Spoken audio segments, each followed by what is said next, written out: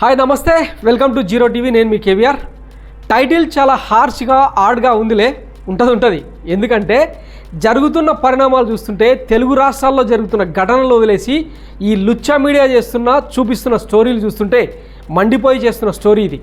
5 ఏళ్లకోసారి పార్లమెంట్లోకి తిమింగలాలు, అసెంబ్లీలోకి తోడేళ్లు ప్రవేశిస్తుంటాయని అలిశెట్టి చెప్పిన కవితను ఓసారి గుర్తు చేసుకుందాం.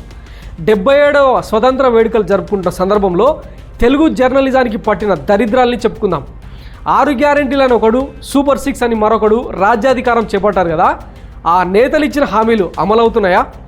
నిగ్గదీయాల్సిన మీడియా ఏం చేస్తోంది అని ఆరాధిస్తే మీకే అర్థమవుతుంది. మరోవైపు పార్లమెంటు సాక్షిగా మధ్యతరగతి వెన్నువిరిగేలా చేసిన బడ్జెట్ రూపకల్పన గురించి ఎంతమంది మాట్లాడుతున్నారు? ఇవన్నీ వదిలేసి తెలుగు పాత్రికేయం ఏం చేస్తున్నదో తెలుసా? ఇటు చూడు, జర్నలిజం చచ్చిపోయింది, దాన్ని బతికించేందుకు వస్తున్న మెస్సయ్యన్ నేను అని చెప్పుకుంటున్నాడు. తెలుగునాట జర్నలిజాన్ని మళ్లీ బతికించుకోగలమా? రాజకీయ పార్టీలకు తోకలుగా మారి మరణ సాయం మీదున్న మెయిన్ స్ట్రీమ్ మీడియా మళ్లీ తలెత్తుకుని బతికే అవకాశం ఉంటుందా? నిజమేంటంటే ఇలాంటి పుండాకోర్లే తెలుగు జర్నలిజాన్ని పాతాళం స్థాయికి తీసుకెళ్లారు. రవిప్రకాష్ అనేటోడు ఒకప్పుడు ఎట్లుండే, ఇప్పుడు ఎట్లయిపోయే అని నవ్వుకుంటున్నది జర్నలిస్టు సమాజం. ఆర్టీవీకి ఎక్కువ, యూట్యూబ్కు తక్కువ అన్నట్టు పడిపోయింది ఈ కుల జర్నలిస్టు స్థాయి. ఒకప్పుడు సంచలన కథనాలంటూ సావగొట్టినోడు ఆఖరికి ఎక్స్లో పోస్టులు పెట్టుకునే స్థాయికి దిగజారిండు. రీసెంట్గా ఈడు వండివార్చిన కథనం బీజేపీలోకి బీఆర్ఎస్ విలీనమని, కవిత బెయిల్ కోసం పార్టీని తాకట్టు పెట్టిన కేసీఆర్ అని, కమలదళం కాంగ్రెస్ వాళ్ళకు అది వినసొంపుగా ఉన్నా ఏమాత్రం బేస్ లేని 3rd గ్రేడ్ స్టోరీ అది. చెడ్డీలేసుకుని ఎవరినైనా అడిగితే ఆ టెట్టరా అని విడమర్చి మరీ చెప్తాడు. కానీ అస్తమించిన ఈ రవిప్రకాశుడు మాత్రం దాన్నో జాతీయ రాజకీయాలను షేక్ చేసే వార్తల వండి వార్చడమే విడ్డూరం. ఇక ఈ పచ్చ కుక్కల బౌబో స్టోరీలు చూడండి. మహాన్యూస్ పౌడర్ వంశీనేమో విజయసాయి రెడ్డి శాంతి అక్రమ సంబంధం మీద సవాళ్ళు చేస్తాడు. TV5 మూర్తన్నేమో ఇట్లా డిఫెన్స్ గేమ్ ఆడతాడు. ABN వెంకటకృష్ణేమో ఇలా సొల్లు చెప్తా ఉంటాడు. ఇది చాలదన్నట్టు ఆంధ్రజ్యోతి రాధాకృష్ణేమో కొత్త పలుకుల పేరుతో చెత్త పలుకులన్నీ కుప్పగా పోస్తుంటాడు. ఇక ఈనాడు ఇమోజీ తాతను వదిలించుకున్న ఆ పాత చింత పులుపు చావలే, ఎంతైనా ఎలుకతోలు మందం కదా, యాడ దొరికిన సంతరా ఇది అని తెలుగు ప్రజలు ముక్కున వేలేసుకుంటున్నారు. ఇది తెలుగు జర్నలిజానికి పట్టిన తెగులు. అసలు తెలుగు మీడియాలో నడుస్తున్న ట్రెండింగ్ స్టోరీస్ ఏంటో తెలుసా? దువ్వాడ దువ్వుడు, మాధురి గోకుడు, రాజ్ తరుణ్ లావణ్య రంకు. రాజ్ తరుణ్ హర్యానాను తగులుకున్నాకే లావణ్యకు దూరం అయ్యాడా? శేఖర్ భాష మస్తాన్ సాయితో లావణ్య ఏం చేసిందో తెలుసా? ఇవి కథనాలు. ఇక సుమన్ టీవీ లాంటోడేమో సెమీ పోర్నుకు ఎక్కువ, బూతులకు తక్కువ అన్నట్టు ముదనష్టపు కథనాలన్నీ వండివారుస్తున్నాడు. నాగ చైతన్య, శోభిత, ధూళిపాల పెళ్లి పెటాకులవుతుందా లేదా? వేణుస్వామి చెప్పినట్టు 2027లో చెయ్ షో విడిపోతారా? వేణుస్వామి జోస్యం నిజమవుతుందా అని మరో తొక్కలో కథనం. వేణుస్వామిపై మహిళా కమిషన్లో జర్నలిస్టు సంఘాల కంప్లైంటు, జర్నలిస్టులపై వేణుస్వామి భార్య ఫైర్. ఇవి గత కొన్ని రోజులుగా తెగులు మీడియాలో వస్తున్న వరుస కథనాలు. ఇలా చెప్పుకుంటూ పోతే ఈ సోకాల్డ్ రండగాళ్ళు వండి వారుస్తున్న చూతియా స్టోరీస్ ఎన్నెన్నో.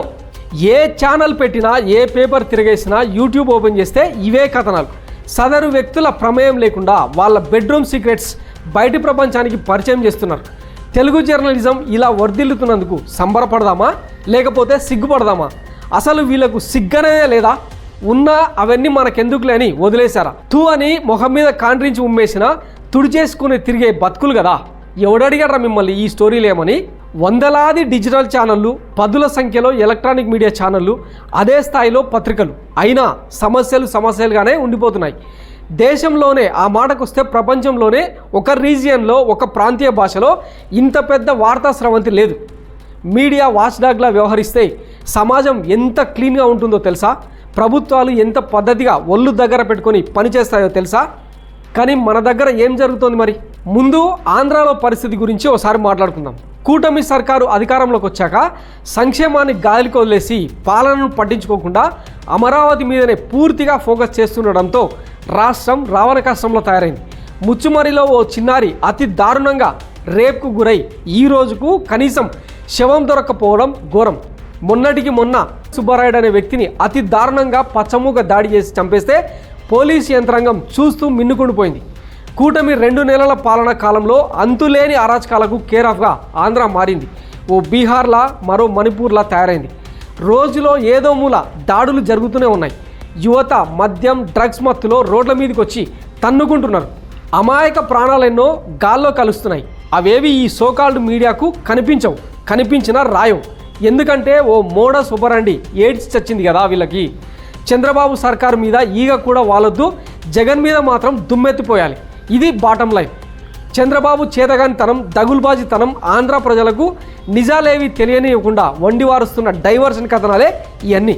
ఇవి చాలా అన్నట్టు ఇసుక దోపిడీ, మరోవైపు సంక్షేమ పథకాలపై కత్తెర, ఇంకోవైపు జగన్ సెటరైట్ చేసిన విద్యా వైద్యాన్ని కార్పొరేట్లకు వేగంగా దారాదత్తం చేస్తున్న తీరు ఈ సోకాల్డ్ మీడియాకు కనపడదు. పచ్చకుక్కల స్థైర్య విహారం చేస్తుంటే ఒక్కటంటే ఒక్క వార్త సరిగా రాదు. ఇప్పుడు తెలంగాణ విషయానికి వద్దాం. రుణమాఫీ తర్వాత కాంగ్రెస్ ప్రభుత్వానికి తొలిసారిగా పాజిటివ్ మార్కులు పడ్డాయి. పూర్తి స్థాయిలో ఆ పథకం అమలైతే ఇక రేవంత్ రెడ్డికి తిరుగులేదు. అదొక్కటి మినహాయిస్తే 8 నెలల పాలనా కాలంలో రేవంత్ సర్కారు చేస్తున్న ప్రయోగాలు ఏ దిశకు దారితీశాయో వాళ్ళకే తెలియదు. సర్కారు కొలువైన తొలినాళ్లలో గత ప్రభుత్వంపై వేసిన కమిషన్లు ఏమయ్యాయో లోగుట్టు తారా చౌదరికిర్క. అసెంబ్లీ సాక్షిగా అధికార ప్రతిపక్షాల మధ్య తిట్లు శాపనార్థాలు తప్పితే పెద్దగా తెలంగాణకు ఒరిగిందేం లేదు.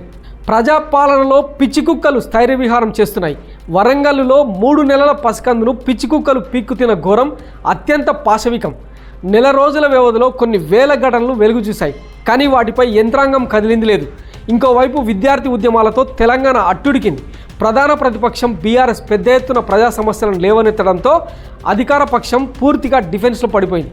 ఇక సుంకిశాల ప్రాజెక్టులో ఓ పెద్ద గోడ కూలిపోతే తప్పంతా మెగా కృష్ణారెడ్డిదే, గత ప్రభుత్వానిదే అని రేవంత్కు జాకిలి పెట్టి జోకుతున్న తీరు అత్యంత దుర్మార్గం. ఈ 8 నెలల పాలన తర్వాత ఇంకా గత ప్రభుత్వం మీద విమర్శలు చేస్తూ నవ్విపోతారన్న సోయి లేకుండా దరిద్రపు కొట్టు కథనాలను వండివారుస్తున్నారు. ఇక రేవంత్ అమెరికా పర్యటననైతే ఒలింపిక్స్ గోల్డ్ మెడల్ సాధించిన ఉసేన్ బోల్ట్లా ప్రొజెక్ట్ చేస్తున్న తీరు ఫుల్లు కామెడీ. ఒకే ఒక్క సిట్టింగ్లో అదే ఒక్క పర్యటనలో 31,000 కోట్ల పెట్టుబడులు, 32,000 ఉద్యోగాలు తెచ్చిండు తెలుసా మా నల్లమల్ల పులి అంటూ ఊదరగొడుతున్న కథనాలు. పెట్టుబడుల పేరుతో వచ్చిన డబ్బులను సూట్ కేసుల్లో కుక్కుని స్వదేశీ ఆగమనానికి వస్తున్న రారాజు రేవంత్ హో అంటూ భలే కామెడీ వార్తలు. ఇదేనా జర్నలిజం? ఆంధ్రాతో పోలిస్తే తెలంగాణ కాస్త బెటర్ అనిపిస్తుంది. కానీ సమస్యలే కదా. గురుకులాల్లో ఫుడ్ పాయిజన్ కేసులు అలాగే ఉన్నాయి. విద్యార్థుల సమస్యలు అలాగే ఉండిపోయినాయి. రైతాంగం ఇప్పటికీ తిప్పలు పడుతోంది. ఇవి చాలదన్నట్టు కుక్కల స్థైర్య విహారం, సీజనల్ జ్వరాలు, వరుసగా జరుగుతున్న మర్డర్లు, ధరణితో ఇప్పటికీ తిప్పలు పడుతున్న రైతాంగం, రుణమాఫీ కానీ 40% అన్నదాతల గోడు. వీటిపై కథనాలేవి? ఓవైపు తెలంగాణలో తెలుగుదేశం ఎంట్రీ తర్వాత, ముఖ్యంగా చంద్రబాబు ముఖ్యమంత్రి అయినాక సోషల్ మీడియా మొత్తం ఎంత వల్గర్గా తయారైందో తెలుసా? తెలంగాణ ఉద్యమ ఉన్నతిని కించపరిచేలా రేవంత్ టీం, చంద్రబాబు టీం ప్రయత్నిస్తుండడంతో తెలంగాణ వాదులు జీర్ణించుకోలేకపోతున్నారు. మొత్తం మీద ఆంధ్రాలో పచ్చకుక్కలు, తెలంగాణలో పిచ్చికుక్కలు స్థైర్య విహారం చేస్తుంటే మీడియా చోద్యం చూస్తోంది. అసలు వార్తలను వదిలేసి రంకు భాగవతాలను ముంగటేసుకున్నది. ఇలాంటప్పుడే అనిపిస్తుంది అన్నట్టు వీళ్లకు మోడీ సర్కార్ తెచ్చే కొత్త బిల్లు బ్రాడ్కాస్టింగ్ సర్వీసెస్ రెగ్యులేషన్ యాక్టే కరెక్టు అని. పోతారా రే, తెలుగు ప్రజల ఉసురు తగిలి మట్టి కొట్టుకుపోతారు. ఈ కొడుకులందరినీ కట్టగట్టి కరకట్ట కింద కప్పెడితే తప్ప తెలుగు రాష్ట్రాలు బాగుపడవన్న స్థాయిలో జనం రగిలిపోతున్నారు. పైగా సేవ్ జర్నలిజం అన్న స్లోగన్ ఒకటి యాడ దొరికిన సంతరా ఇది. మీకన్నా ఆ కొడంగల్ యుశేఖర్ అన్న బరెలకన్నా ఏం కదా కొంచెమన్నా. శేఖర్ దైలా మనసుకు నచ్చిన మాత్రమే చేస్తాను, ఎవరి మాట వినాను. బర్రెలకు నాకు ఏ జన్మ బంధం ఉందో తెలియదు, కానీ అసలు ఏడిపోయినా నాకు బర్రెలే కనబడుతుంది. సో ఇది ఫ్రెండ్స్, తెలుగు రాష్ట్రాల్లో సాగుతున్న రాబందుల పాలన, దానికి ఆజ్యం పోస్తున్న రండగాల జర్నలిజం. ఈ స్టోరీపై మీ విలువైన సూచనలు, సలహాలు కోరుతూ thanks for watching. Please like, share and subscribe zero TV. Thank you.